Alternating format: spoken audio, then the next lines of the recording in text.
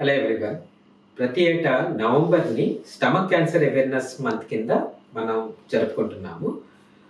ఎందుకు ఈ stomach cancer awareness important అంటే this is very common cancer. మేము చూసే క్యాన్సర్స్లోని భారతదేశంలో ఇది 4వ common cancer and equally important cause of cancer related death.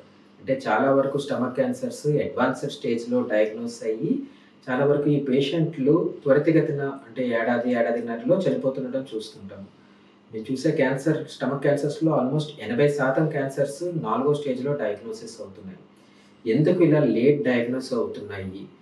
ఈ ప్రదేశంలో భారతదేశంలో ఈ ప్రదేశంలో అంటే ఆంధ్ర రాష్ట్రంలో స్టమక్ క్యాన్సర్ ఎందుకు ఎక్కువగా వస్తుంది అన్నది మనం కొన్ని విషయాలు తెలుసుకోవాల్సిన అవసరం చాలా చాలా ఉంది.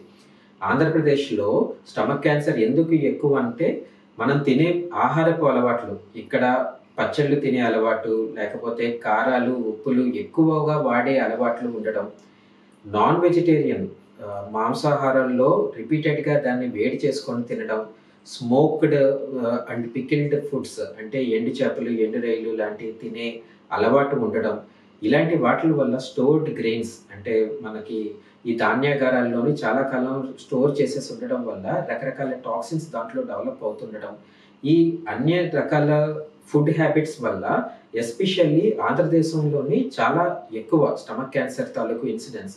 దీనికి ఒకవేళ కనుక ఆల్కహాల్ అండ్ స్మోకింగ్ కనుక తోడైతే ఈ స్టమక్ క్యాన్సర్ రిస్క్ ఇంకా ఎక్కువ పెరుగుతుంది.